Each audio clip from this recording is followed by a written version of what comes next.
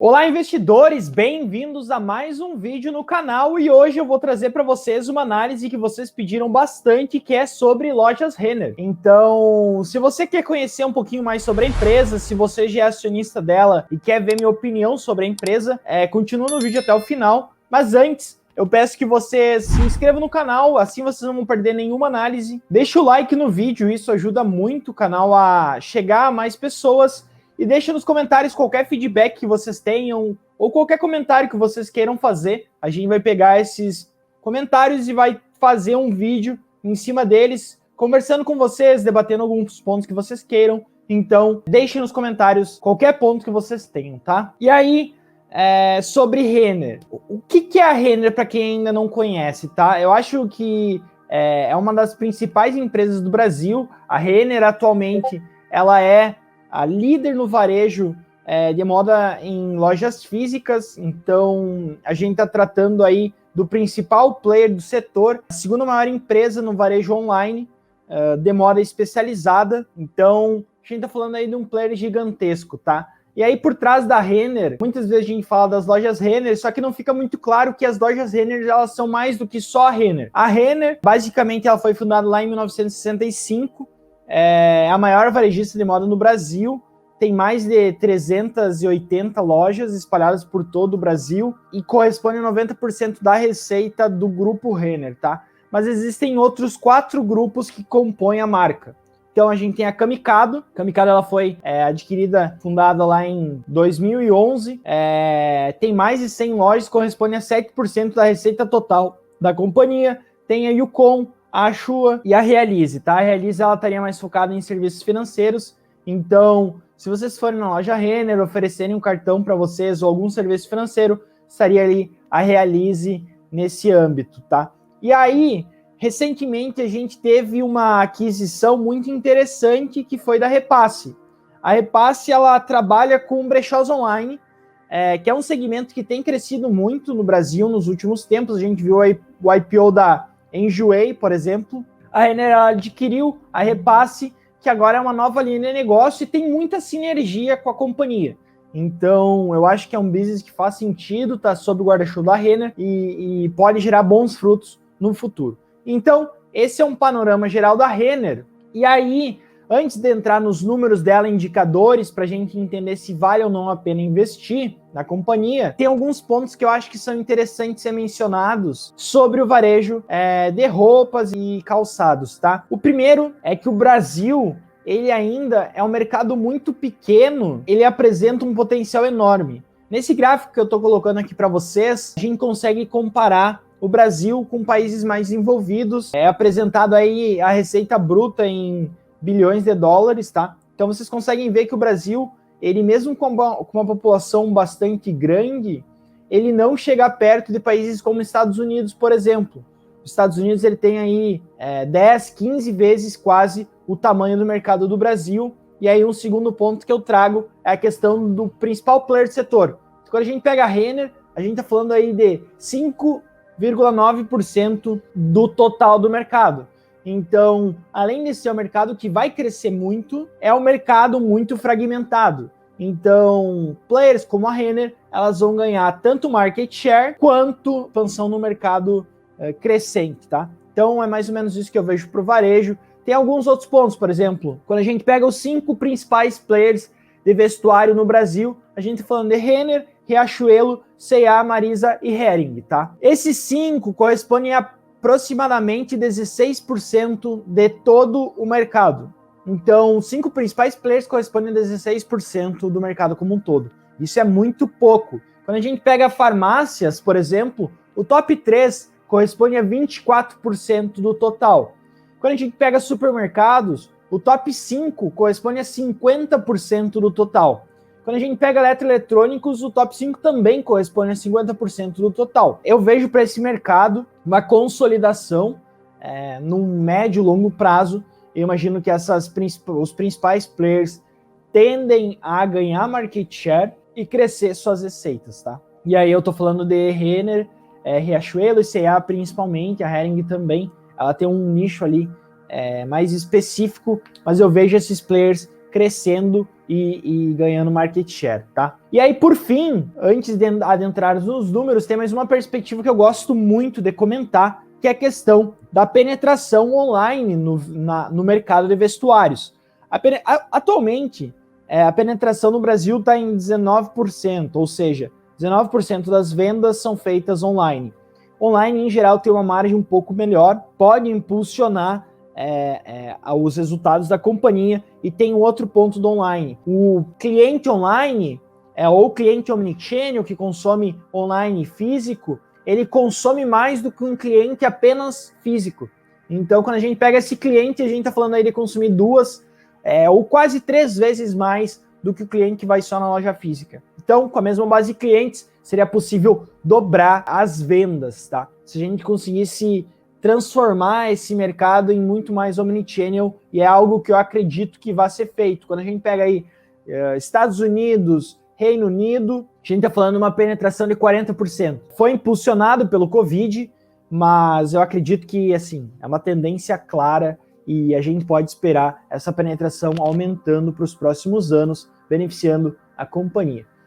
Então, perspectivas muito boas para a Renner. Ela é um player que eu gosto muito. Tem uma staff, um grupo de executivos muito bem alinhados. Eu gosto muito da cultura da Renner, é uma das empresas que eu admiro bastante na bolsa. E vamos dar uma olhadinha nos seus indicadores e entender como que é o histórico dela. E aí a gente pode pincelar sobre como essas perspectivas podem afetar a companhia, tá? O ticker dela é LREN3, tá? Para quem não conhece. E aí, quando a gente pega a cotação nos últimos anos, a gente vê que desde 2016 a companhia veio apresentando um bom desempenho. Durante a crise, como o business dela era muito direcionado a varejo físico, e com a crise a gente teve questão de distanciamento social, shoppings fechando, horário de funcionamento reduzido, fluxo diminuindo, a gente viu um impacto na sua receita, a gente até pode dar uma olhadinha nisso, e aí acabou impactando a cotação da ação, tá? A gente teve uma queda em março, abril, depois disso a cotação se recuperou, mas ainda não voltou nos patamares pré-Covid, tá? Vamos começar falando sobre valuation. Eu gosto muito de começar falando sobre valuation, então eu acho que funciona bem a gente falar um pouco sobre valuation, endividamento, eficiência. Eu acho que indicadores de eficiência para o setor de vestuário, varejo, é muito importante e tem um bom insight aqui. Aí depois conversar um pouco sobre a rentabilidade, tá? Sobre valuation, primeiro indicador que eu gosto de olhar é o PL, tá? Preço sobre lucro. Ele indica se a companhia ela continuasse gerando os mesmos lucros dos últimos 12 meses, quanto tempo demoraria para esse valor para o investimento retornar ao acionista, tá? E aí, quando a gente olha lojas Renner, a gente está falando de um PL de 38 vezes, 38,6 vezes, tá? Ele está acima do histórico. Quando a gente pega uma média histórica, a gente está falando aí de 26 vezes. E aí, vocês podem pensar, poxa, isso é ruim. A empresa ela pode estar cara por conta disso. E aí eu saliento um ponto para vocês, que é que o lucro, ou seja, PL é preço sobre lucro. O lucro, ele foi afetado ano passado. Para os próximos anos, eu imagino que esse lucro ele tenda a crescer. E aí com esse lucro crescendo, o meu indicador ele tende a diminuir, tá? E aí eu imagino que, assim, minhas estimativas são que para 2022 a companhia esteja negociando a 26 vezes, que é basicamente a média histórica, tá? Então, eu vejo a companhia ganhando relevância nesse próximo ano, a sua receita voltando, e aí a companhia negociando a 26 vezes, que é mais ou menos a sua média histórica, com boas perspectivas de crescimento. Outro indicador que eu gosto muito de olhar é EV sobre EBITDA. Ele é semelhante ao PL, mas ele relaciona a uma proxy de geração de fluxo de caixa, tá? Então, muitas vezes o PL ele pode estar um pouco poluído por itens não recorrentes e coisas assim, por isso que eu gosto de olhar o EV/EBITDA. O EV/EBITDA também, ele está bastante acima da média histórica. A média histórica é o próximo de 15, atualmente ele está em 25, e aí isso acontece muito por conta disso que eu acabei de mencionar do Covid, né? O Covid impacta o fluxo de caixa, impacta o lucro operacional da companhia, e aí acaba que, como o denominador ele diminui, o meu indicador ele aumenta. Vamos dar uma olhadinha na média do mercado em relação à Renner. A Renner ela está sendo negociada bem acima da média do mercado, ela está com um prêmio em relação à média do mercado, tanto em PL quanto em EV/EBITDA. Eu gosto de comparar com algumas empresas específicas, tá? Eu acho que assim, tem empresas e empresas, então eu acho que faz sentido a gente comparar com algumas empresas específicas. Eu gosto de C&A, eu acho que faz sentido comparar. Marizas, como eu tinha mencionado, é um grande player. Guararapes e Hering. Acho que essas são as empresas comparáveis que faz bastante sentido comparar. C&A, ela tá com um PL bem alto, tá? Muito porque o lucro ele foi bastante baixo. Guararapes, ela teve prejuízo e Hering tá com um PL aí de 26 vezes, tá? Então, a Renner, ela estaria aí no meio termo entre a C&A e a Hering, tá? Eu acho um preço interessante para a Renner. Atualmente eu acho um preço bastante interessante, tá? Mesma coisa EV/EBITDA, quando a gente pega o EV/EBITDA da Hering, ela tá 50 vezes. E aí vocês podem falar, pô, a Renner ela tá mais barata em relação ao EV/EBITDA que a Hering, porém ela tá mais cara em relação ao PL. Como é que funciona isso? Bom, como eu mencionei, o EV/EBITDA ele acaba por excluir alguns dados que podem poluir a análise. A Hering ela teve vários resultados não recorrentes, principalmente no terceiro e quarto tri de 2020. E aí esses resultados não recorrentes, exclusão de PIS, COFINS, acabam impactando o lucro, mas não o lucro operacional. Lucro líquido, mas não o lucro operacional. Então, por isso que eu gosto de olhar o EV/EBITDA. Quando a gente pega o EV/EBITDA, a gente vê que a Renner também é bem posicionada entre os principais players, tá? Então, valuation seria isso. Um outro ponto que eu gosto de olhar é endividamento. Empresas endividadas podem ser problemáticas. Então, pensa aquela empresa que estava muito alavancada e aí passou durante 2020 sem quase receita. Ela provavelmente deve ter quase quebrado ou dado um belo susto nos seus investidores. Por isso que eu gosto de empresas de vestuário que não apresentem uma alavancagem muito elevada. Então a gente pega a dívida líquida sobre EBITDA, a gente vê que a companhia ela tem um histórico bastante saudável. O máximo aqui foi 1,2 vezes, eu acho que até 2,5 vezes é tranquilo. Então, gosto bastante da disciplina financeira da Hering, tá? Quando a gente tá falando de indicadores de eficiência, margem bruta, e esse é o insight que eu quero passar para vocês, tá? O que eu vejo para The Inside? Quando a gente tá falando de margem bruta, ela demonstra muito bem um aspecto importante para empresas em geral, que são as barreiras de entrada.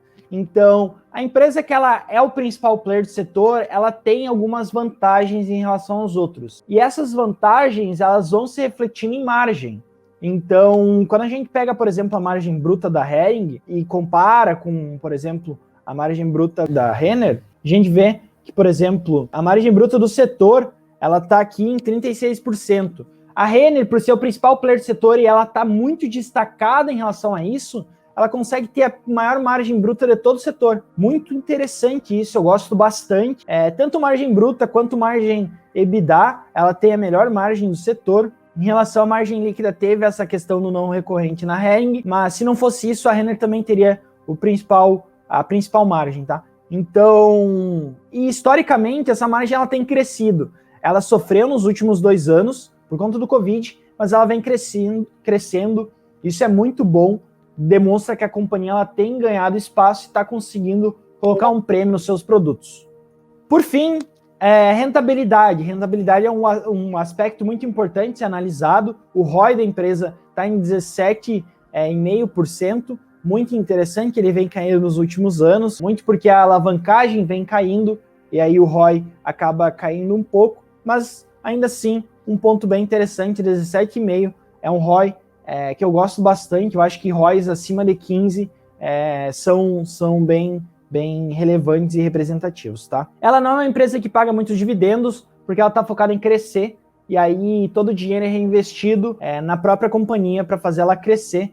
O payout dela aí nos últimos anos gira em torno de 40%, caiu em 2019, 2020, 2021 ela teve um prejuízo no primeiro trimestre, mas eu imagino que assim, para os próximos períodos, o acionista de Lojas Renner tem que esperar crescimento, tá? Dividendos não é o foco da companhia hoje. E aí, para finalizar a análise, eu queria mostrar esse gráfico que eu acho muito interessante, que é uma DRE simplificada, e aí a gente consegue ver bastante bem a evolução dela ano após ano, aumentando receitas. Então ela começou a fazer aquisições aumentar lojas, expandir o seu parque de lojas físicas, e isso impactou na receita, impactou no lucro, tá? 2020 foi impactado negativamente, quando a gente pode ver, teve uma redução aqui de 9,5 bilhões para 7,5 bilhões por conta do Covid.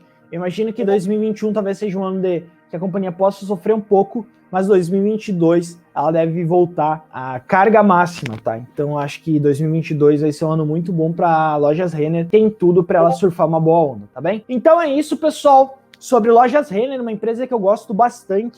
Eu acho que o alinhamento dos executivos com a companhia é algo que tem que ser usado como exemplo. E essa é a minha visão geral sobre Lojas Renner. Mais uma vez, eu peço que vocês se inscrevam no canal, assim vocês não vão perder nenhuma análise. Deixa o like no vídeo se você gostou, se esse vídeo ajudou você a entender um pouco melhor sobre a empresa. Não custa nada deixar um like no vídeo e deixa nos comentários qualquer feedback ou comentário que você tenha. Eu vou estar dando uma lida em todos eles, tá bem? Forte abraço a todos e até a próxima.